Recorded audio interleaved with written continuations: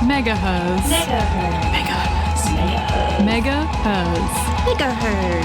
You're listening to MegaHerzzz on 4ZZZ. You are tuned into MegaHerzzz here on 4ZZZ 102.1 FM.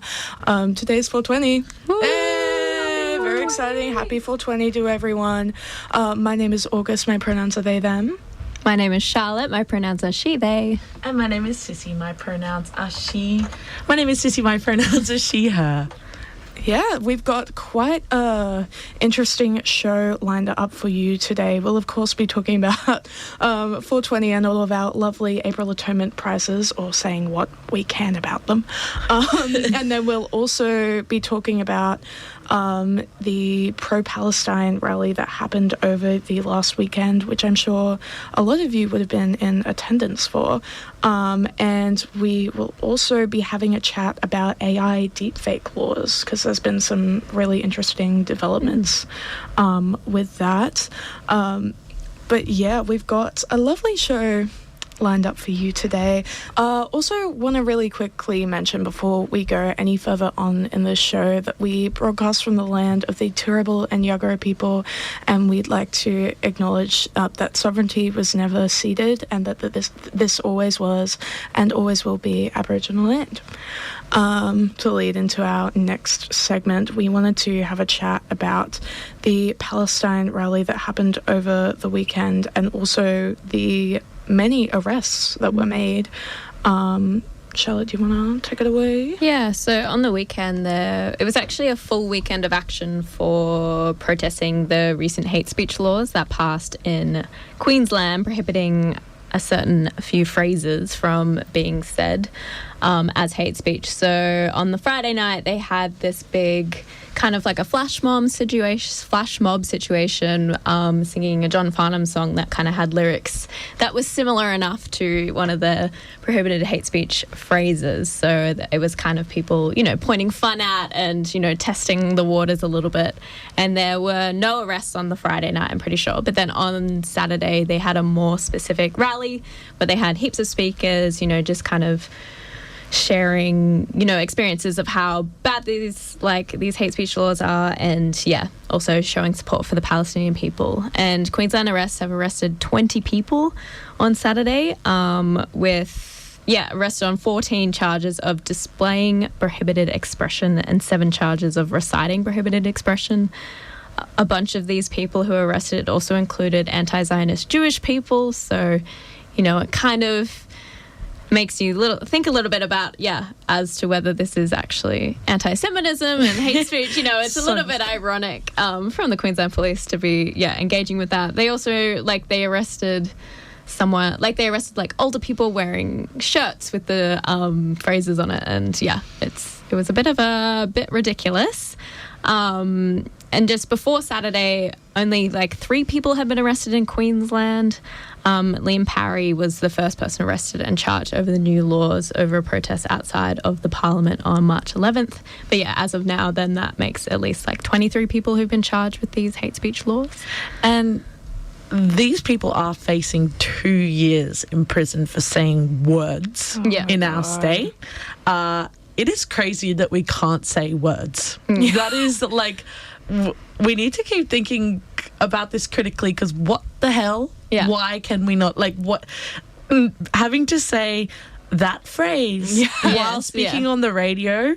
Bit ridiculous. It's wild. But the Justice for Palestine Magandjan said the group is going to mount a constitutional challenge against the laws. There is a link tree and details to be announced in the next few weeks. But if you go on to Justice for Palestine Magandjan's Instagram, you can go into their bio and have a look at how to support those people, because it's a very tumultuous time, and it's an expensive process as well to be arrested. Incredibly, for sure. But and I think because these laws are new, we also don't exactly know how harsh these sentences are going to be. We don't actually know, there's no precedent for what might actually happen to these people who've been arrested. So I think showing all the support you can is very important, and something that we'll have to definitely keep an eye on. It's just a bit ridiculous. I'm I do believe in hate speech laws. Like, I think that that's an important thing to have, but I think the biggest issue is that I would say these are not hate speech. These are not anti-Semitic phrases. They are, I don't think anything that is pro-Palestine is anti-Semitic. That's a false equivalency that I think is really ridiculous. And it's particularly visible when it's like anti-Zionist Jewish people who are the ones that are being arrested for this. Yeah, he got up on stage and he was like, "Are you really going to arrest me, a Jewish man, for saying this thing?" And then they waited till they got off the stage, and then they did. They weren't arresting people on stage. They were just waiting till they walked off. And then we're going through the crowd and arresting people wearing shirts and things like that.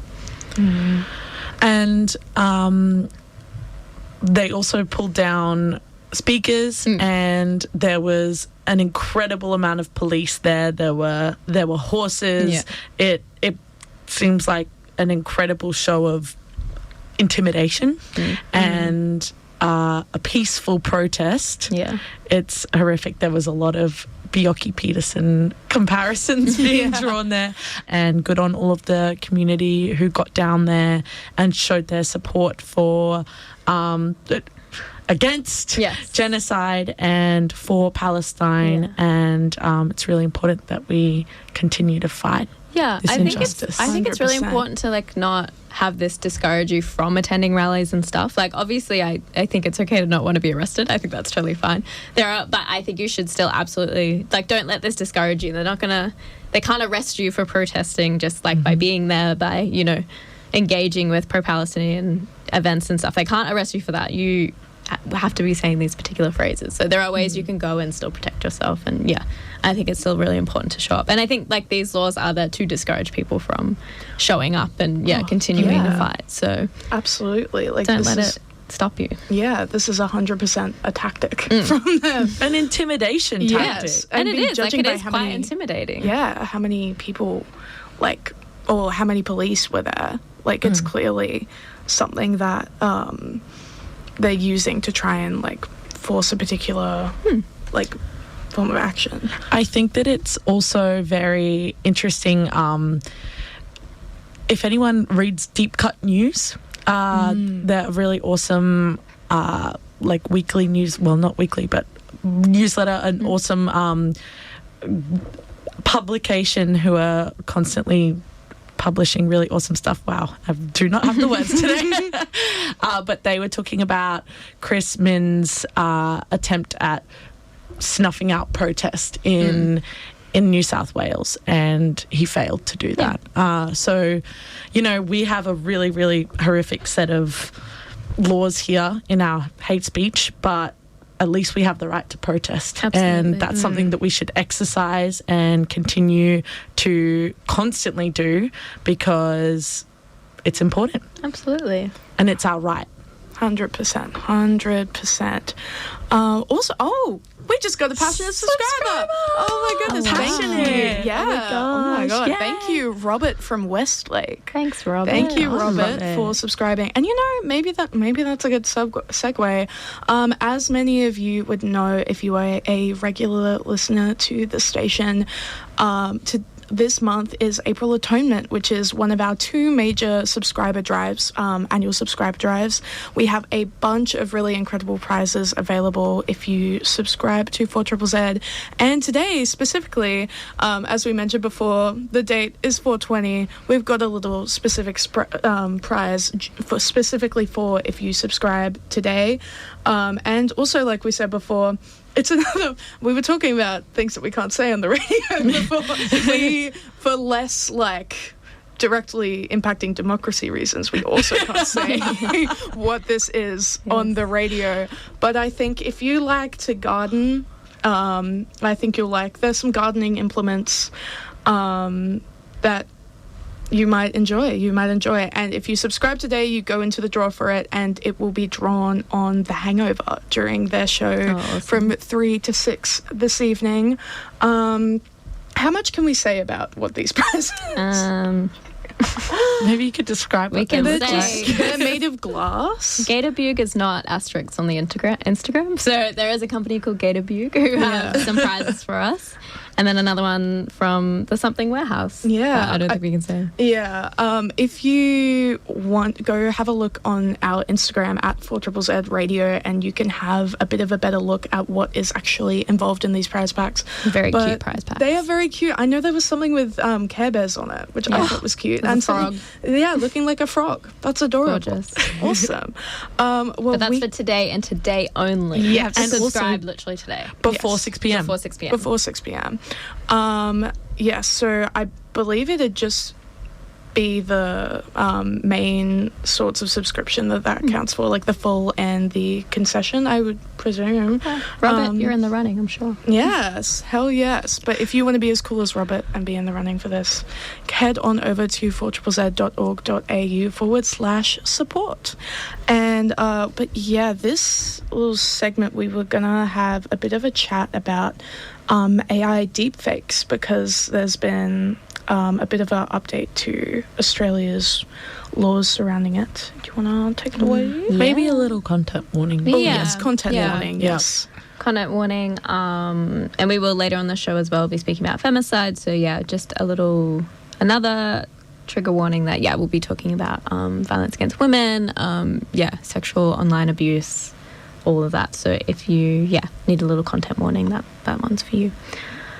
So last week, a man has become the first person in Australia to be charged under new deepfake laws. So a 19-year-old man named William Hamish Yeats pleaded guilty to 2 counts of creating or altering sexual material without consent between October 2024 and February 2025. So the court heard that he had distributed images of his alleged victim across multiple X/Twitter accounts without her consent. And so if you don't know, a deepfake is an image or a video in which a real person's face or body has been edited using AI software to create a false kind of image. So often it's used, to create porn of women, and it's not good. It's basically not good. I think the issues of deepfake porn were really brought to the mainstream actually when sexually explicit and violent deepfake images and videos of Taylor Swift were spread across Twitter, and that actually led Microsoft to enhance Microsoft Designer's text-to-image model to prevent future abuse. And it sparked a lot of conversations because, she's obviously like a very prominent figure, and she used her voice to be like, this is not right, this is what's happening to me. And so it really prompted a lot of, talk about how we can strengthen laws and how we can do better. And in Australia specifically, there was also a case around that same time in 2024 where a teenage boy was actually arrested after creating graphic deepfakes of about 50 girls in his grade in high school. God. As through my research, it seems that reports indicated that perpetrator was actually not formally charged because these laws didn't exist at the time, and so there wasn't actually much. And I think because he was a teenager, there wasn't a lot that they could actually go on at the time. So were they. The girls were teenagers so were too. they, of course. But it looks like he wasn't actually formally charged because this man now is the first one to be charged under these new laws. So in Australia, the federal offence was introduced in 2024, and it carries a maximum penalty of 7 years behind bars. The law specifically focuses on, it says, in the law it says, where a person uses a carriage service to transmit sexual material which depicts or appears to depict another person who is or appears to be 18 years of age or over, when the person knows the other person does not consent to the transmission, or the person is reckless as to whether the other person consents to their transmission. The new offence will apply regardless of whether the material is unaltered or has been created or altered in any way using technology. So, that's basically, they've improved the laws that were already existing around, revenge porn, things like, spreading those images.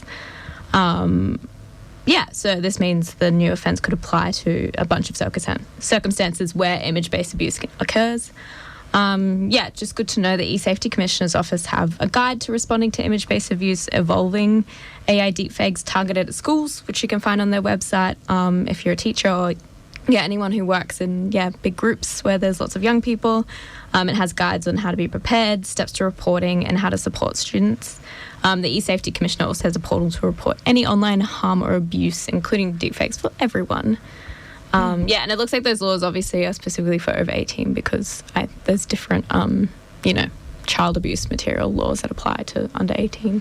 Yeah. But yeah, it's a pretty scary time that we're in. And it also, I think, is really scary that everyone seems to be quite young who is engaging. Like even the man who's just been arrested was only 19, which it's like pretty scary young to be engaging in this activity, I would say.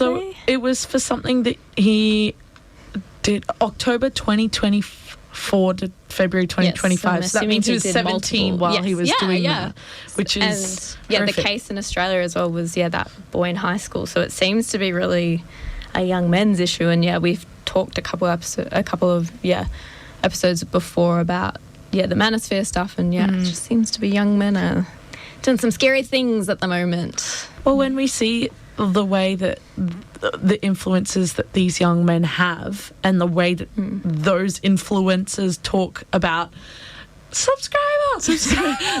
cross back to that. Talk about women's bodies and their perception of sex work. It is it's horrific to see what these young men are hearing and listening to, and the ways in which they talk about women's bodies and women's sexuality and empowerment and disempowerment. It's Well, it's like they don't like it when women are like profiting off their bodies, but then they go and create women who aren't showing their bodies. They go and create fake content of them doing that for free. So it's just I'm like, you clearly don't have anything against seeing women's naked bodies. You just don't like when they profit from it, or have done it purposely, or horrific. Yeah, incredibly sad. But good news that there's that people are getting in trouble. And I think this is true. It's actually quite unique in that I feel like a lot of the time it takes laws to catch up with technology. I feel like it often takes like a really long time for the laws to catch up with technology and to actually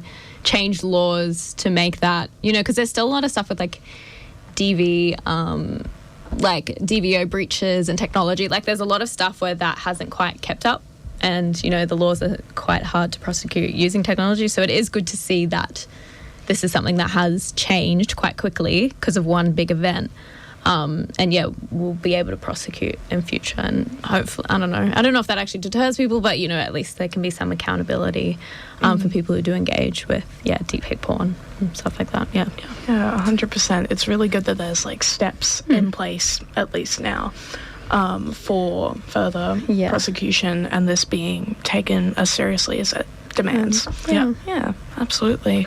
And thank you. The subscriber, because it just came up. Thank you very much to Andrew from Alimba. We love it when people subscribe. There is a big flashing light that goes off in the corner of the studio. If you, that's why we respond like dogs. Exactly. Because there's a big flashing light in the corner. Yeah, moth to a flame.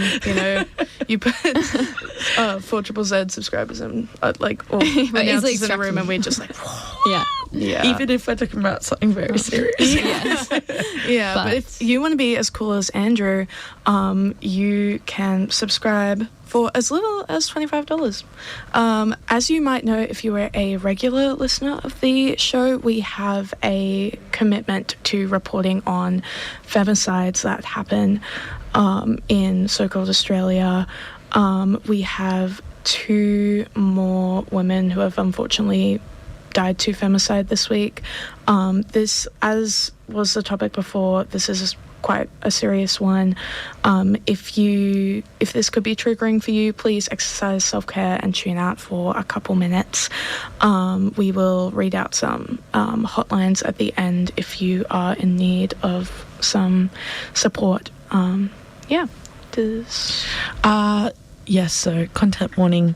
We try to talk about the women themselves rather than the day they died and the man who killed them, most often men. But unfortunately, both of these are fairly recent and we don't have much information on the women. So I think it's important that we just talk about what happened. So police have taken a 34-year-old man into custody and charged him with murder following the death of a 54-year-old woman in Mareeba, Queensland. She's the 20th woman pardon me, she's the 20th Australian woman killed this year. Police are urging anyone who was in the Down Street area between 3:30 p.m. on April 15 and 7:15 a.m. on April 16, that's the Down Street area, who may have information or relevant vision to come forward. She matters. A man is also charged with murdering a woman in Windale, New South Wales. Her body was found during a welfare check at a home on April 18th following a concern for a welfare report. The 25-year-old male was taken into custody and charged with murder, domestic violence. He is known to her. She is the 21st Australian woman killed this year. When we have more information on these two women and the beautiful people that they were, I'm sure we will talk about it next week, hopefully. But there should not be two women dying every week, and there have been multiple deaths to report on in the last month, and it's horrific, and it should not be happening, and we should all be more angry about it. Thank you to Sherele Moody, who is doing that work and constantly putting the effort in and talking to the families. If this is triggering for you, please contact DV Connect Women's Line 1-800-811-811, or pardon me, if it's triggering to you, contact the support line 1-800-RESPECT 1-800-737-732. And if you are at risk or experiencing domestic violence and want to talk to somebody, there's the women's line 1-800-811-811. So what is April Atonement? It's hard to label, but it's a way you, your art, your band, and your business can support 4ZZZ. Brisbane, Logan, Ipswich, or the Sunny Coast, you're a part of the 4ZZZ circle. Let's work together to keep community and culture strong in our city. So check your sub status. Join for the first time or renew your subscription this April Atonement. You can win some great prizes. It's easy. Go to 4ZZZ.org.au. Really quickly, before we go, we just wanted to do a little bit of a gig guide. That's something we kind of started doing last week. As always, if you have any gigs coming up in the next week, please text us on the text line 0420-626-733 or on our Instagram to tell us about it. Who wants to go first? On Saturday, on the 25th, we have Artivism, so the next Artivism event. We interviewed Poppy on our 6th of April episode, so this is an art event centred all around intersectionality at Echo and Bounce, 25th of April, 10 to 12. Hell yeah, you should get there. And you should also stay at Echo and Bounce, because from 7 p.m. onwards, Steph Zar, she's a DJ from Melbourne, is going to be playing and is going to be opened by Nisha Alexander, Nikita Silly, and Tullio, and a couple more artists whose names we can't say on the radio. And if you don't want to go to Echo and Bounce on the same Saturday, there is Boudica, supported by Super Death, Lika, and Precious Rest at PFR Lounge. They are awesome. Newcastle band, Femme fronted. What a weekend. What a Saturday. Very stacked Saturday. Thank you so much for tuning in. Happy 420. Happy 420. Bye. Isn't that what feminism is about?